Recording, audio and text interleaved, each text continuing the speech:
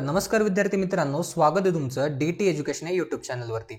आजचा हा व्हिडिओ 10वीच्या विद्यार्थ्यांसाठी अत्यंत महत्त्वाचा व्हिडिओ असणार आहे, कारण आज आपण इयत्ता 10वी साठी मराठी व्याकरणातला सगळ्यात महत्त्वाचा घटक म्हणजेच समास आज आपण अभ्यासणार आहोत। तर बघा, आजचा हा व्हिडिओ बघितल्यानंतर तुम्हाला समास या घटकाशी रिलेटेड दुसरा व्हिडिओ बघण्याची गरज नाही, कारण आपण एकाच व्हिडिओमध्ये संपूर्ण समास हा घटक अभ्यासणार आहोत। त्याचबरोबर मागील वर्षी बोर्डाच्या परीक्षेमध्ये जे प्रश्न तुम्हाला विचारले गेले होते ते प्रश्न देखील आपण आजच्या व्हिडिओमध्ये सॉल्व्ह करणार आहोत। त्यामुळे व्हिडिओ काळजीपूर्वक व शेवटपर्यंत नक्की बघा। जर तुम्ही आपल्या ह्या चॅनलवरती नवीन असाल तर चॅनललाही नक्की सबस्क्राइब करा। तर बघा विद्यार्थी मित्रांनो, तुम्हाला इयत्ता 10वी मध्ये मराठी विषयाच्या पेपरमध्ये विभाग 4 भाषा अभ्यास या विभागामध्ये तुम्हाला समास या घटकावरती प्रश्न हे पाहायला मिळतात।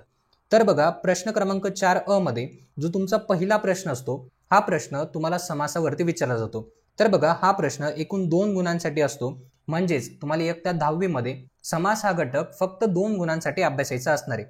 तर बघा, तुम्हाला इयत्ता 10वी मध्ये समास या घटकामध्ये समासाचे मुख्य 3 प्रकार हे अभ्यासायचे आहेत, ज्यामध्ये पहिला समास आहे कर्मधारय समास, दुसरा समास आहे द्विगु समास, तिसरा समास आहे द्वंद्व समास।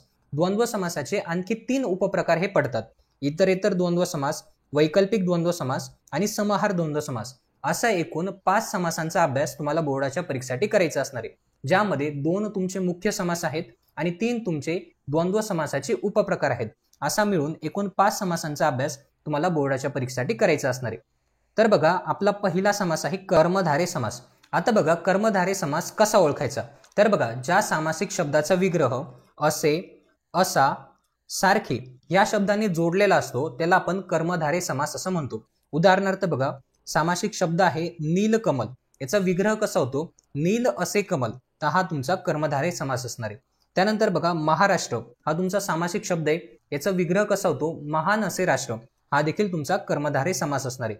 त्यानंतर पांढरा शुभ्र, शुभ्र असा पांढरा, असा या सामासिक शब्दाचा विग्रह होतो, हा देखील तुमचा कर्मधारय समास असणार आहे।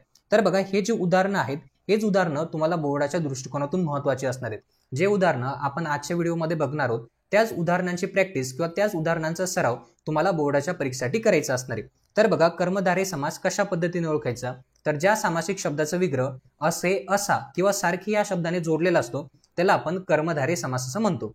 यानंतर बघा, आपला दुसरा समास आहे द्विगु समास। आता बघा, द्विगु समास ओळखणं अगदी सोपं आहे। आता बघा, ज्या सामासिक शब्दाचा विग्रह समूहदर्शक शब्दासारखा होतो त्याला आपण द्विगु समास असं म्हणतो। उदाहरणार्थ बघा, पंचारती, याचा विग्रह कसा होतो? 5 आरत्यांचा समूह, हा देखील तुमचा द्विगु समास असणार आहे। त्यानंतर त्रिभुवन, 3 भुवनांचा समूह, असा या सामासिक शब्दाचा विग्रह होतो, हा देखील तुमचा द्विगु समास असणार आहे। त्यानंतर बघा, 9 रात्र, 9 रात्रींचा समूह। त्यानंतर त्रिखंड, 3 खंडांचा समूह। त्यानंतर सप्ताह, 7 दिवसांचा समूह, हा देखील तुमचा द्विगु समास असणार आहे। तर बघा, द्विगु समास खूप सोपा आहे। ओळखायचं कसं? तर ज्या सामासिक शब्दाचा विग्रह समूहदर्शक शब्दासारखा होतो त्याला आपण द्विगु समास असं म्हणतो। यानंतर बघा, आपला तिसरा समास आहे द्वंद्व समास। आता बघा, द्वंद्व समासाचे 3 उपप्रकार पडतात, त्यामध्ये पहिला प्रकार आहे इतरेतर द्वंद्व समास। आता बघा, इतरेतर द्वंद्व समास कसा ओळखावा? तर बघा, ज्या सामासिक शब्दाचा विग्रह आणि ह्या शब्दाने जोडलेला असतो, तर बघा, बहीण भाऊ हा सामासिक शब्द आहे, याचा विग्रह कसा होतो? बहीण आणि भाऊ, तर हा तुमचा इतरेतर द्वंद्व समास असणार आहे। आणखी एक उदाहरण बघू, आई वडील, आई आणि वडील असा या सामासिक शब्दाचा विग्रह होतो, हा देखील तुमचा इतरेतर द्वंद्व समास असणार आहे। त्यानंतर नाक डोळे, नाक आणि डोळे असा या सामासिक शब्दाचा विग्रह होतो, हा देखील तुमचा इतरेतर द्वंद्व समास असणार आहे। तर बघा, इतरेतर द्वंद्व समास कसा ओळखावा? तर ज्या सामासिक शब्दाचा विग्रह आणि ह्या शब्दाने जोडलेला असतो त्याला आपण इतरेतर द्वंद्व समास असं म्हणतो। यानंतर बघा, तुमचा द्वंद्व समासाचा दुसरा उपप्रकार आहे वैकल्पिक द्वंद्व समास। आता बघा, वैकल्पिक द्वंद्व समास कसा ओळखायचा? तर बघा, ज्या सामासिक शब्दाचा विग्रह किंवा ह्या शब्दाने जोडलेला असतो त्याला आपण वैकल्पिक द्वंद्व समास असं म्हणतो। उदाहरणार्थ बघा, बरे वाईट हा सामासिक शब्द आहे, याचा विग्रह कसा होतो? बरे किंवा वाईट, तर हा तुमचा वैकल्पिक द्वंद्व समास असणार आहे। त्यानंतर बघा, सत्यासत्य, सत्य किंवा असत्य असा या सामासिक शब्दाचा विग्रह होतो, याला आपण वैकल्पिक द्वंद्व समास असं म्हणतो। त्यानंतर बघा, 4-5, 4 किंवा 5 असा या सामासिक शब्दाचा विग्रह होतो, हा देखील तुमचा वैकल्पिक द्वंद्व समास असणार आहे। तर बघा, वैकल्पिक द्वंद्व समास कसा ओळखावा? तर ज्या सामासिक शब्दाचा विग्रह किंवा या शब्दाने जोडलेला असतो त्याला आपण वैकल्पिक द्वंद्व समास असं म्हणतो। यानंतर बघा, आपला द्वंद्व समासाचा तिसरा उपप्रकार आहे समाहार द्वंद्व समास। आता बघा, समाहार द्वंद्व समास कसा ओळखावा? तर बघा, ज्या सामासिक शब्दाचा विग्रह वगैरे ह्या शब्दाने जोडलेला असतो त्याला आपण समाहार द्वंद्व समास असं म्हणतो. तर बघा अगदी सोपा समास आहे, इझिली तुम्ही ओळखू शकतात. तर बघा सामासिक शब्द आपण बघू. अंथरून पांघरून याचा विग्रह कसा होतो? अंथरून पांघरून वगैरे. त्यानंतर भाजीपाला वगैरे, गुरे वासरे वगैरे, कपडा लत्ता वगैरे, अन्न पाणी वगैरे. तर असा सामासिक शब्दाचा विग्रह होत असेल तर त्याला आपण समाहार द्वंद्व समास असं म्हणतो. तर बघा आपण जेवढे पण समास बघितले अगदी थोडक्यात मी तुम्हाला समजून सांगतो. तर बघा कर्मधारय समास हा आपला पहिला समास आहे. कसा ओळखायचा? तर ज्या सामासिक शब्दाचा विग्रह असे, असा किंवा सारखे या शब्दाने जोडलेला असतो त्याला आपण कर्मधारय समास असं म्हणतो. त्यानंतर आपला दुसरा समास आहे द्विगु समास. तर ज्या सामासिक शब्दाचा विग्रह समूहदर्शक शब्दासारखा होतो त्याला आपण द्विगु समास असं म्हणतो. त्यानंतर आपला मुख्य तिसरा समास आहे द्वंद्व समास. द्वंद्व समासाचे 3 उपप्रकार पडतात. इतरेतर द्वंद्व समास. तर ज्या सामासिक शब्दाचा विग्रह आणि ह्या शब्दाने जोडलेला असतो त्याला आपण इतरेतर द्वंद्व समास असं म्हणतो. आपला द्वंद्व समासाचा दुसरा उपप्रकार त्याला आपण समाहार द्वंद्व समास असं म्हणतो.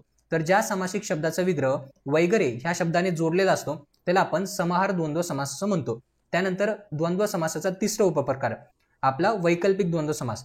ज्या सामासिक शब्दाचा विग्रह किंवा या शब्दाने जोडलेला असतो त्याला आपण वैकल्पिक द्वंद्व समास असं म्हणतो. तर बघा अशा पद्धतीने हे 5 समास आहेत जे तुम्हाला बोर्डाच्या दृष्टिकोनातून महत्त्वाचे असणार आहेत. यानंतर बघा आपण मागील वर्षी बोर्डाच्या परीक्षेमध्ये समास या घटकावरती जे प्रश्न तुम्हाला विचारले गेले होते ते प्रश्न आता आपण बघणार आहोत. तर बघा समास हा घटक कशा पद्धतीने अभ्यास यायचा? तर बघा समास या घटकामध्ये तुम्हाला प्रश्न कशा पद्धतीने असतात? एक तर तुम्हाला सामासिक शब्द दिला असेल त्याचा तुम्हाला विग्रह विचारला जाईल किंवा तुम्हाला सामासिक शब्द विग्रह पण दिलेला असणार आहे आणि समासाचं नाव तुम्हाला ओळखायचं असणार आहे. तर बघा समास हा घटक अभ्यासण्याची बेस्ट ट्रिक मी तुम्हाला सांगतो. उदाहरणावरून तुम्हाला समास हा ओळखता आला पाहिजे. तर बघा आजच्या व्हिडिओमध्ये जेवढे पण आपण उदाहरणं बघितले तेच उदाहरणं तुम्हाला बोर्डाच्या परीक्षेमध्ये पाहायला मिळतील किंवा तेच उदाहरणं तुम्हाला बोर्डाच्या दृष्टिकोनातून महत्त्वाचे आहेत. आता बघा जे उदाहरणं आपण बघितले त्याच उदाहरणांचा सराव किंवा तेच उदाहरणं तुम्हाला समजून घ्यायचे असणार आहेत. आता आपण 2025ला समास या घटकावरती तुम्हाला जो प्रश्न विचारला गेला होता तो प्रश्न आपण बघणार आहोत. तर बघा योग्य जोड्या लावा असा हा तुमचा प्रश्न होता. हा प्रश्न मार्च 2025च्या परीक्षेमध्ये तुम्हाला विचारला गेलेला आहे. तर बघा प्रश्न काय होता? तुम्हाला सामासिक शब्द दिलेले होते आणि समासाचं नाव तुम्हाला ओळखायचं होतं. तर बघा पहिला शब्द होता आई वडील.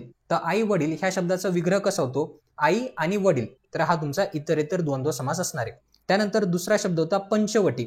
5 वट्यांचा समूह असा ह्या सामासिक शब्दाचा विग्रह होतो. तर बघा हा तुमचा द्विगु समास असणार आहे. त्यानंतर बघा महाराष्ट्र हा तुमचा सामासिक शब्द होता. याचा विग्रह कसा होतो? महान असे राष्ट्र. तर हा तुमचा कर्मधारय समास असणार आहे. त्यानंतर बघा चहा पाणी याचा विग्रह कसा होतो? चहा पाणी वगैरे. तर हा तुमचा समाहार द्वंद्व समास असणार आहे. तर बघा हा प्रश्न तुम्हाला 2025च्या परीक्षेमध्ये विचारला गेला होता. यानंतर बघा 2024च्या परीक्षेमध्ये कोणता प्रश्न विचारला गेला होता? तर बघा खालील तक्ता पूर्ण करा असा हा तुमचा प्रश्न होता. मार्च 2024च्या परीक्षेमध्ये हा प्रश्न तुम्हाला विचारला गेलेला आहे.